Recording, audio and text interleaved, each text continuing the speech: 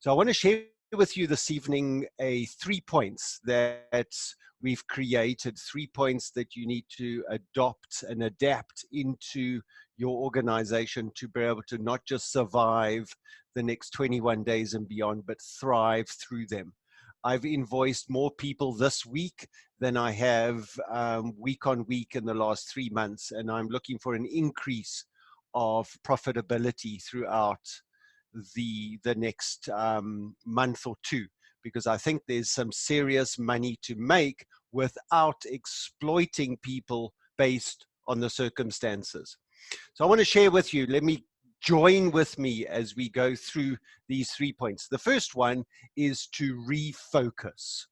We need to refocus our efforts, refocus our organizations, refocus the output of the business. Do not sit back and become a victim of the circumstances and saying, oh, but they shut me down and they didn't allow me to do this and they forcing me to do this and they doing this, and shifting the blame around. We're entrepreneurs. We need to take that responsibility back on ourselves. So the first point there I want you to get to is, firstly, let go of your future dreams that you had yesterday. So last week, we might have had plans for doing events. We might have had plans for the Easter promotions. We might have had plans for the school holidays. We might have plans for all these things. You've got to let your future plans that are unrealized go. And you've got to almost mourn those and move on, because if you're still trying to hold on to an illusion of your future that you didn't, is not going to be realized, you're never going to be able to move on from that. So let go of your future. Then develop a new plan. We need to develop a new plan of strategizing that's going to be utilizing our online environment and make a commitment to that plan. So it's all about refocusing. It's about getting up from where we are and moving on with that. Developing a strategy needs to be a daily task at the moment, where before we had annual plans and we had our annual strategy meeting and maybe you had a 3-month strategy meeting. Now you almost have to re-strategize daily, because we have no idea what South Africa is going to look like in 24 hours. We have absolutely zero idea where we're going to be a week from now. And I said that this time last week, and I didn't foresee the shutdown coming this early. We heard about it Monday, and we were able to reprioritize our entire lives around this stuff. But none of us can predict the type of country and environment that we're going to be living in a week from now. So we need to re-strategize each and every single day with that. The second point I want to share with you after refocus is to retool. And there's a couple of retools that we need to do there. It's retooling yourself, retooling your organization and those around you. So you need to retool. I do not like, the only thing I disagree with our South African government and the other governments around the world that are using the social disconnection, social distancing. I think for more than ever, we need social binding, but physical distancing. I think there's a big difference with this. I think they're misusing the word with that. And I would like to have a special note to governments around the world there. Stop using social distancing. It's physical distancing, but social interaction. We're using platforms like Zoom and Skype and online and WhatsApp there to become almost socially closer than we ever have been, but physically apart. And I think we need to bring that into a strategic point into our organizations, that we're able to just separate ourselves from others, but socially we need to be more connected. I'm sitting there speaking to actually more people now than I would do in a normal organization and in a wider variety around the world. So it's very, very interesting just as we look around there. The other point is we need to learn virtual technology. You can see the layout of my green screen behind me. You can see my lighting. You can see the clarity of my voice. My headphones, I've put a lot of effort and money into, well, not that much money actually. And you can't go to the shops anymore now. But learning the tech, learning how to use Zoom professionally for your business. So when you are speaking to people, you coming across as a professional looking person. If you've got an online coaching or mentoring or training business, make sure that you come across as a professional and not someone sitting on your couch with a cat on your lap or the dog barking in the background and your lighting wrong and all that. And one thing we've looked at very, very hard as well is the lighting for pale faces like mine needs to be very different to the lighting for the darker skinned colleagues. So make sure that you get that right and get that sorted out. Make sure your framing is correct and do not use your cell phone. If you want to use that for a business, make sure that you know how to use Zoom and get that sorted out.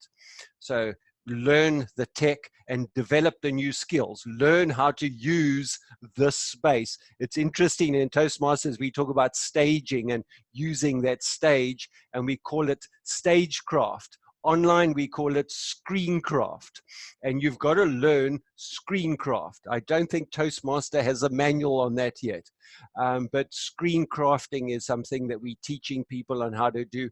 We're taking them through masterclasses on how to use Zoom, how to use the tech, and then how to present using screencraft. I've got this entire space that I can use, so there's nothing limiting me with this area here. I've got my stage and my screen sorted out, and I can do presentations, coaching, run events, run networking. We've got an online breakfast in 2 weeks' time where we've got 60 people joining us for a social online Zoom breakfast, and we're going to be doing networking around that. So everything you do in the physical world, you can replicate on Zoom.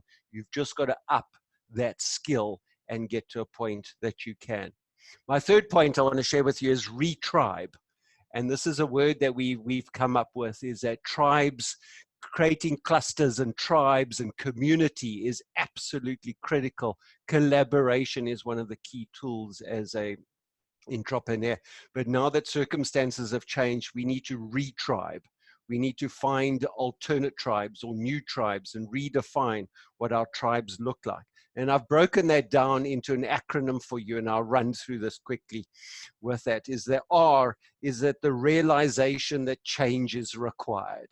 And the sooner you accept that realization is that change is here. You cannot hold on to something that's business unusual is the new norm. Change is constant, and we need to get into that. We need to get that mindset change into that. We need to learn to engage with ourselves to allow that change. The E in RE, engage with ourselves and allow that change. And often it's a psychological, it's an emotional thing to let go and to be able to move forward with that.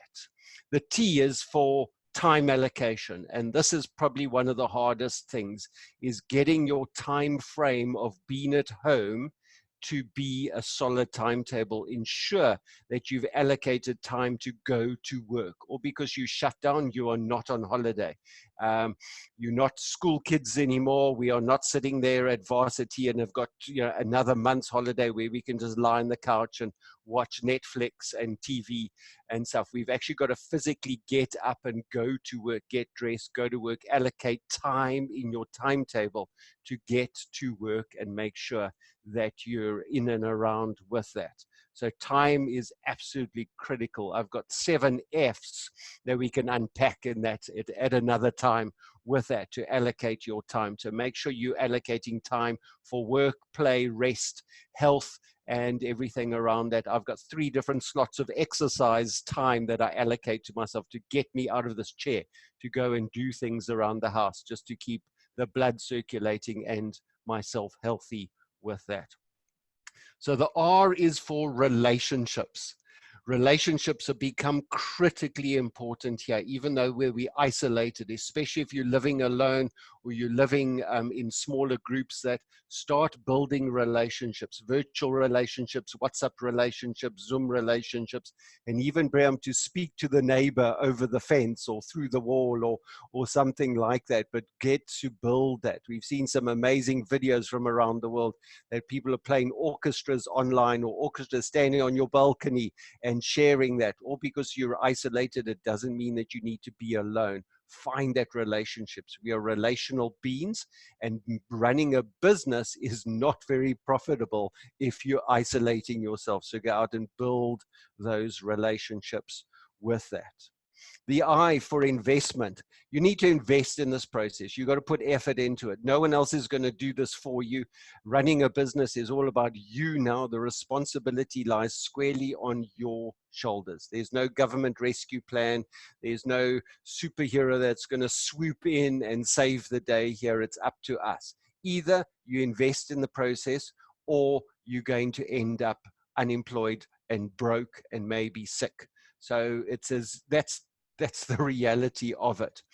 We are going to lose a whole bunch of people in our countries. We're going to lose a whole lot of leaders in our countries. Our countries are going to be rocked beyond what we have ever seen or ever imagined. If you are not investing in keeping alive and keeping in business, you're going to be in trouble. So invest heavily in that, and make sure that you're still around after the dust has settled and we get that. The B is for a belief for a positive future. And I think we've got to look beyond the mountain that we have in front of us. Not to be able to just sit back and say, okay, we're just going to sit back and wait for it to pass and stuff.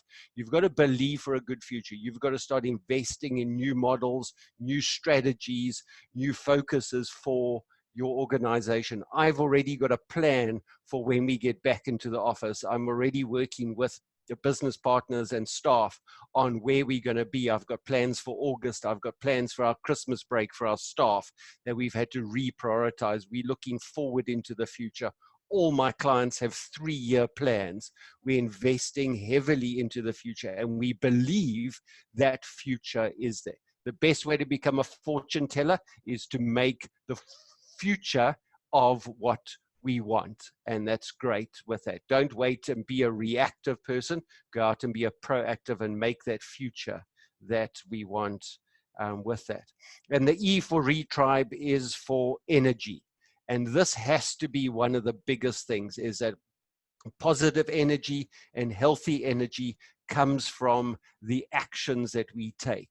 We've got to learn how to eat correctly, drink correctly, stay healthy, washing our hands, using hand sanitizer, using masks when we go out, protecting yourself at all costs, both internally and externally with that. Eating healthily, no junk food, stay away from processed sugars, stay away from all this stuff that breaks down your immune system. Get out and sit in the sun for 20 minutes a day. Don't just spend your time indoors. Even if you have to open the window and stand by the window, try and get 20 minutes of sun in you. It's good for your energy. Eat healthy, lots of greens, lots of vitamin D, lots of vitamin C, lots of iron. Keep yourself healthy, keep yourself not being sick, and keep yourself alive with that. So the retribing is not just about groups of people. It's about an attitude of changing the way we are. The paradigm of work is completely different. We need to refocus, retool, and retribe in order to survive.